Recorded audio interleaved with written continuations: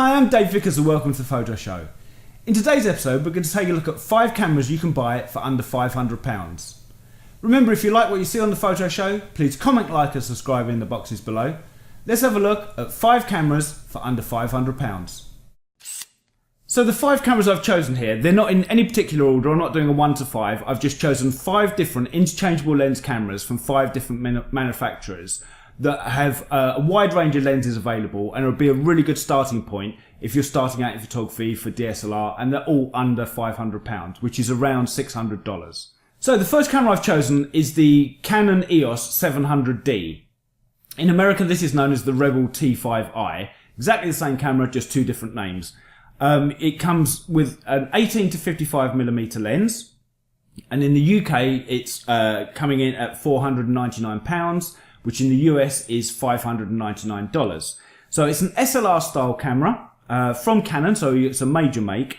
It's got an 18 megapixel APS-C sensor with an ISO range on the camera from 100 ISO to 12,800.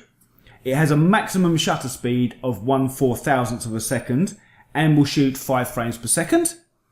Autofocus on the 700D has 9 autofocus points. You can record video on it up at 1080p, so full HD, and it has a 3-inch articulating touchscreen on the back. So that's camera number 1. That's the Canon EOS 700D with an 18 to 55mm lens, $499 in the UK, $599 in the US. The next camera I've chosen is the Nikon D13400, and you can get this again with a kit lens, which is an 18 to 55mm lens. In the UK, it's going for £439, which in the US is about $496. So under the £500 again. This is Nikon's entry-level DSLR, so it's the first interchangeable lens camera in their range. It has a 24 megapixel APS-C size sensor. Its ISO range is going from 100 to 25,600. It has a maximum shutter speed of 1/4000th of a second, and it shoots at 5 frames per second. Autofocus, it has 11 autofocus points. Video-wise, it shoots at 1080p, so full HD there. And it has a 3-inch screen at the back, but it's not an articulated screen, it's a fixed screen, and it's not touchscreen either. So that's option number 2. Option number 3 is the Panasonic G7. This comes because this is a micro 4/3 camera. The kit lens is a slightly different size. So with the Panasonic G7, you're getting a 14 to 42mm lens. And in the UK, that kit is going for £499, which in the US is about $598. So again, still under the £500 for this camera.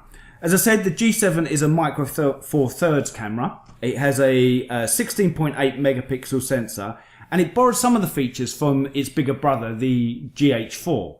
On the G7, you've got an ISO range of ISO 100 to 25,600, a maximum shutter speed of 1/4000th of a second, but it also has an electronic shutter. If you use the electronic shutter, you're going to get a shutter speed of 1/16,000th of a second, and it will shoot at 8 frames per second.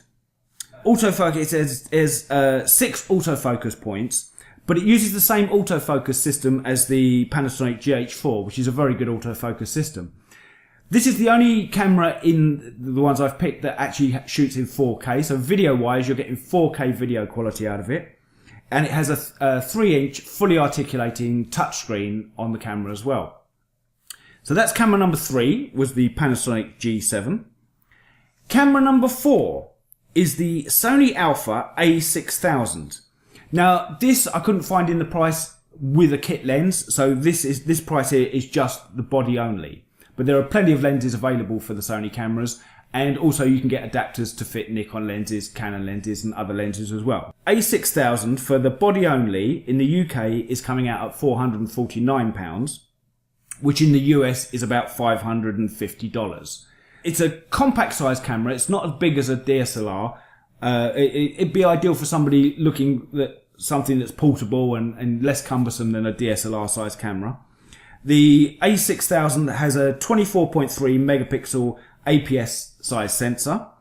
Its ISO range is from 100 ISO to 25,600, and it's got a maximum shutter speed of 1/4000th of a second, and it will shoot at 11 frames per second. The autofocus on this camera is probably the best in all the ones we're looking at. It has 179 autofocus points, and it's said to be one of the fastest autofocusing systems on the market. So autofocus wise, the Sony probably has it over everything else here. Video wise, it only shoots at 1080p, so you're getting full HD but no 4K on this camera. And on the rear of the camera, you've got a 3-inch tilting screen that isn't touchscreen. It's just a tilting screen, and it doesn't fully articulate round. The last camera I've chosen is the Olympus M10 Mark II. Bit of a mouthful, so we'll just call it the Olympus M10 for now. Being a micro four thirds camera, the kit lens that's coming with this is similar to the Panasonic. It's a 14 to 42mm lens, and the kit in the UK is coming in at £499, which in the US is about $599. So, you know, we're under the £500, $600 mark here. As I was saying, the Olympus M10 is a micro four thirds camera. It's got a 16 megapixel sensor. It's got a very retro style. It looks very much like classic SLR film cameras from back in the 60s and 70s. So if you're looking for something with that kind of retro style, the Olympus is a really good one to pick out there. It's got an ISO range of ISO 100 to 25,600, a maximum shutter speed of 1/4000th of a second, and it will shoot at 8.5 frames per second. Not sure what you're going to do with the 0.5 of a frame, but that's what the frame rate is, 8.5 frames per second. Autofocus wise, the Olympus has 81 autofocus points, and it will shoot video in 1080p full HD. And on the back of the camera, it's got a 3-inch tilting touchscreen. So those are the 5 cameras that I've picked out for under £500. The specifications on all the cameras are very close. There's not masses to choose between each one. But they all come from manufacturers that have a wide range of lenses available for them. So they're expandable, and they're a really good starting place if you're looking into getting into DSLR photography and interchangeable lens cameras. It'd also be good as a second camera or a backup camera if you're looking for other options. Obviously, which one you choose is entirely up to you. There's going to be a lot of things that influence that. If you already own lenses by any of the manufacturers, that's going to be a contributing factor. If you're looking for certain video capabilities, if you're looking for articulated screens and things like that, or form factor, or whether you want something that's a bit more retro looking, all these things are going to influence the choice that you make. But they're all great cameras. It's really difficult these days to buy a bad digital camera. All of these will produce excellent stills images, so it's really a personal choice.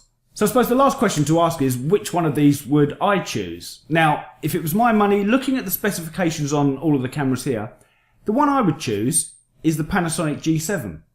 I think you get an awful lot of camera for your money. With Nikon and Canon, these cameras are very much entry-level, base level. With Panasonic, it's much more in the middle of the range. You're getting 4K video, you're getting a fully articulating screen. You've got things like their 4K photo mode where you can shoot bursts and pick an individual image from it. I think you get an awful lot of camera for your money. But let me know in the comments below. If you've got any of these cameras, let me know what you think of them. Let me know how they are shooting with them. And let me know what you think about any of the ones I've picked. There's plenty of other choices. If there's ones I've left out, let me know which cameras you would have put in the list as well. For now, I'm Dave Vickers. This is The Photo Show. Thanks for watching. See you next time.